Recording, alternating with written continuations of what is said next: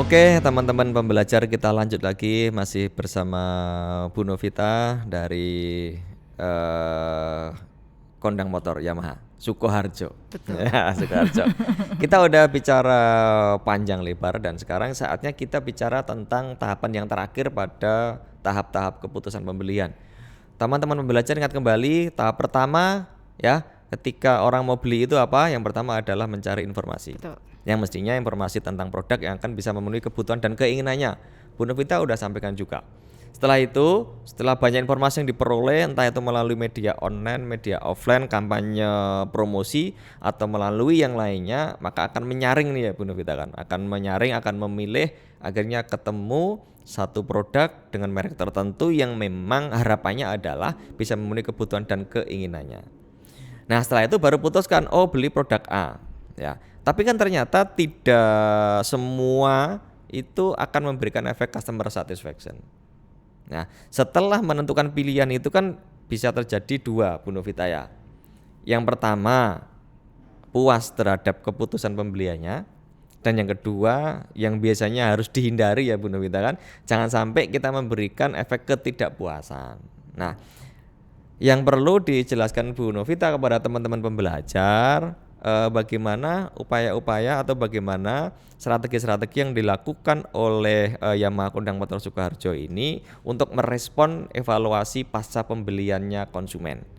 Baik ketika konsumen puas apa yang harus dilakukan, responnya seperti apa, dan ternyata kalau ada konsumen yang tidak puas, ini kira-kira bagaimana dari Bu Novita merespon dari ketidakpuasan konsumen.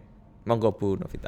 Oke, baik, terima kasih rekan-rekan mahasiswa sama mahasiswi ya. Jadi setelah melakukan memutuskan untuk melakukan pembelian ya. Jadi sudah melakukan pembelian di tempat kami. Pada prinsip kami ada beberapa alur ya Pak ya. Jadi dari marketing sudah oke, sudah deal motor kirim. Nah, yang pasti kita ada beberapa strategi kan gitu. Jadi marketing ini ada komunikasi kembali kepada konsumen itu H-1 gitu. Jadi motor sudah diterima dalam kondisi baik atau tidak, bagaimana. Terus untuk kemudian adalah sampai dengan kita untuk informasi STNK, kemudian BPKB ya Pak ya, itu kita kabarin kan gitu. Nah berikutnya pada saat pengambilan itu kita ada komunikasi kembali. Jadi kita ada frontliner, intinya ada di dalam frontlinernya kita itu kita melakukan pelayanan. Jadi ada komunikasi kepada konsumen kita, bagaimana Bu motornya, enak atau tidak kan gitu. Kemarin hadiah sudah diterima semua ya Bu ya. Jangan lupa ya Bu, nanti untuk yang servis pertama kita maksimal 1 bulan dari tanggal pembelian. Jadi dari mulai beli ngambil STNK kurang lebih 2 minggu. Nah kita ingatkan kembali. Jadi kita ingatkan untuk yang servis yang pertama. Betul. Itu untuk yang 1 bulan. Tetapi sebelum mengingatkan itu kita tanyakan motornya enak apa tidak, ada kekurangan atau tidak kan gitu ya Pak ya. Ternyata tidak, kita ingatkan untuk yang servis pertama. Kemudian di servis pertama juga sama. Kita masuk ke divisi yang bengkel ya Pak ya. Kita ada komunikasi kembali dengan pihak konsumen kita kan gitu. Jadi dari situ kita mengerti konsumen ini masuk di puas atau tidak puas. Bila mana puas biasanya kita sampaikan untuk minta referensi kan gitu. Jadi Bapak Ibu terima kasih sudah melakukan pembelian di tempatnya kita. Mau dibantu bila mana mungkin saudara, relasi, ada rencana untuk pembelian kembali nanti bisa diinfokan ke tempatnya kita kan gitu. Tetapi untuk yang konsumen tidak puas ini biasanya kita hati-hati sekali setelah melakukan servis. Karena kan kita ada servis yang gratis ya Pak ya sampai dengan 4 kali. Bila mana tidak kembali, biasanya kita komunikasi kembali untuk lewat telepon kan gitu. Jadi ada tim dari yang tempatnya kita tanyakan kondisi motor seperti apa. Karena kan pengambilan BPKB kurang lebih memang di 4-5 bulan ya Pak ya. Itu kan untuk masa KSG sudah masuk di KSG yang kedua kan gitu. Jadi sampai dengan ketiga, keempat. Nah nanti kalau sampai dengan dia kembali di yang berkala, berarti ini ya konsumen sudah puas sama kita. Nah kita tinggal tindak lanjuti kemudian. Tetapi sampai dengan konsumen-konsumen yang tidak puas itu memang untuk yang kita lakukan adalah komunikasi Pak begitu. Jadi komunikasi saat ini adalah pada saat memang yang bersangkutan datang kembali kepada kita atau bila mana tidak ya kita secara telepon kan gitu. Karena database dari customer ini kan sudah ada di tempat kami seperti itu Pak. Gitu. Oke, jadi gini teman-teman pembelajar, apa yang disampaikan Bu Novita itu prinsipnya kembali ke database ya Bu Novita. Betul. Nah, jangan lupakan database karena kan database itu bisa kita gunakan untuk apapun. Ya kan, mulai dari mengenali apakah konsumen kita, pelanggan kita masih setia atau tidak. Kemudian ketika ternyata dia masih setia, apa yang harus kita berikan? Kenapa teman-teman belajar? Karena produk otomotif ya, terutama sepeda motor kan berbeda dengan produk-produk kebutuhan sehari-hari. Kalau kebutuhan sehari-hari ya mungkin kemungkinan untuk pembelian ulangnya tinggi. Iya. Tapi kan untuk motor nggak mungkin, ya kan? Kalau hari ini saya beli motor kan nggak mungkin minggu depan saya diminta beli motor lagi. Nah berarti dari pemasar itu kan harus melakukan upaya atau strategi bagaimana agar orang yang puas itu bersedia untuk merekomendasikan kepada orang lain. Iya. Atau kalau kita bicara tentang 4A ke 5A ya kan, sebagai wujud bahwa konsumen itu puas, loyal itu kan adalah bersedia mengadvokasi. Nah ini Bu Novita mungkin bisa disampaikan apa yang bisa dilakukan oleh Yamaha Kondang Motor Sukoharjo merespon ketika ada konsumen yang puas, merespon ketika sudah ada konsumen yang loyal. Bagaimana caranya agar konsumen yang puas dan loyal ini bersedia mengadvokasi, bersedia merekomendasikan kepada orang lain, bersedia mengajak kepada orang lain untuk melakukan pembelian terhadap produk-produk sepeda motor Yamaha. Silakan Bu Novita. Oke, jadi untuk yang beberapa customer yang sudah puas dengan kita, yang pastikan untuk database tadi begitu penting, sehingga untuk beberapa kontak dari konsumen-konsumen ini nanti kan kita bisa filter ya Pak ya. Jadi kita bisa filter. Jadi kita akan lakukan beberapa pertemuan kan gitu. Jadi di kondisi seperti ini untuk protokol kesehatan, jadi kita lakukan beberapa pertemuan. Biasanya yang kita lakukan adalah gathering ya Pak ya, seperti itu. Kemudian setelahnya kalau dia memang benar memberi referensi atau memberi informasi, ada konsumen-konsumen baru atau mengajak ke tempat kita, kita ada yang namanya mohon maaf tambahan sendiri buat ini. Jadi semuanya ada, bukan secara cuma-cuma. Jadi kalau seperti itu akan ketergantungan secara terus-menerus Pak begitu.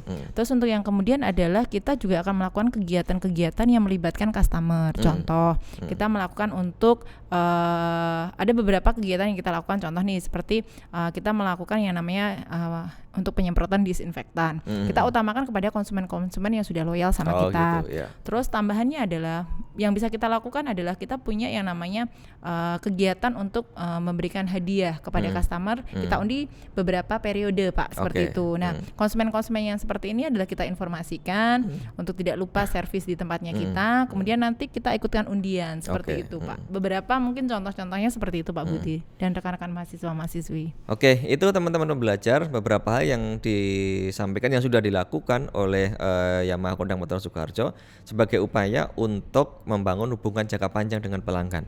Ingat kemarin kita sampaikan bahwa ukuran loyalitas kan dua. Yang pertama adalah customer retention, berapa lama dia membangun hubungan jangka panjang, dan yang kedua adalah total share of customer. Nah, total share of customer berarti kan kita bicara tentang berapa banyak anggaran yang dikeluarkan untuk melakukan pembelian terhadap produk itu. Karena Yamaha kita kenal otomotif ya mungkin hanya terbatas di otomotif. Meskipun Yamaha tidak hanya di otomotif sih, banyak produk yang lainnya. Nah itu teman-teman jangan lupakan kesimpulannya bahwa database, kalau kita udah punya pelanggan jangan sia-siakan database. Karena database akan menjadi marketing tool kita. Mau kita apakan database itu tergantung pada kita semuanya. Apalagi kita sekarang berada pada era digital. Kalau kita masuk dalam era digital sementara kita nggak punya database, kita tidak bisa melakukan apapun. Itu ya Bu Novita. Ya, dan untuk penutup di diskusi kita dengan Bu Novita pada pertemuan kali ini, kita akan minta secara khusus Bu Novita untuk menyampaikan strategi selling. Cuma strategi selling ini yang agak-agak unik karena sekarang kita masih berada pada saat pandemi, kan berarti strategi sellingnya mesti berbeda dengan sebelum pandemi. Dan nanti mungkin akan berbeda lagi ketika strategi sellingnya itu adalah strategi selling pasca pandemi. Nah karena sekarang kita masih di pandemi, Bu Novita mungkin bisa share kepada teman-teman pembelajar semuanya, strateginya apa sih?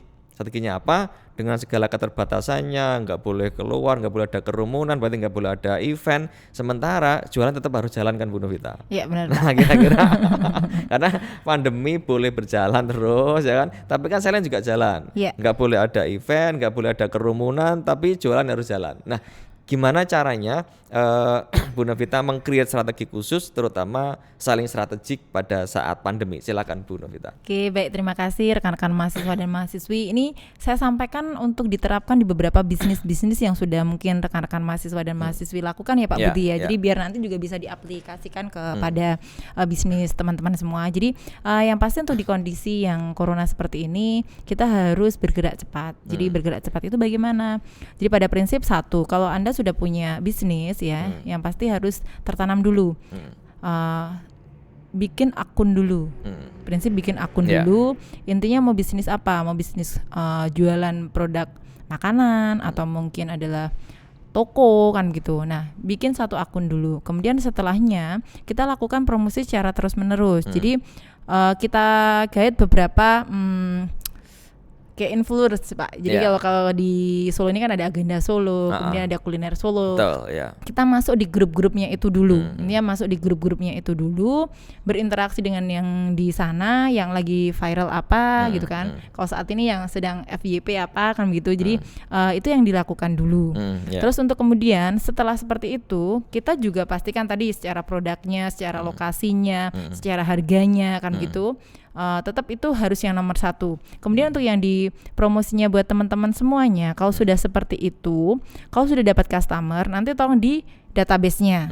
Kemudian setelah itu di testimoninya. Jadi di testimoni saat ini cukup penting sekali karena suatu bisnisnya kita, kemudian suatu usahanya kita, kalau testimoninya positif atau bintangnya 5, itu kan berarti oke kan gitu Yeah. Pak.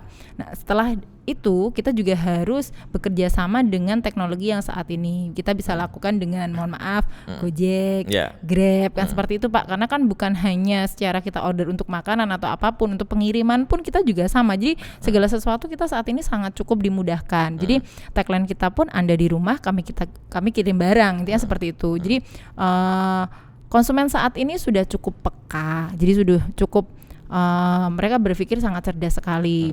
Jadi untuk yang di kita pun sampai dengan menetapkan ke customer, untuk akun kita bikin akun bisnis. Kemudian di situ kita sudah tampilkan beberapa macam produk-produk kita dengan disertai harga. Ditambahi dengan program-program yang memang sedang saat ini bisa kita sampaikan dengan DP 0 atau DP 300 atau DP 500. Nah, segala sesuatu kita proses. Secara data kita kirim cukup dengan online kan gitu. Kemudian ada pihak ketiga yang sudah ke rumah.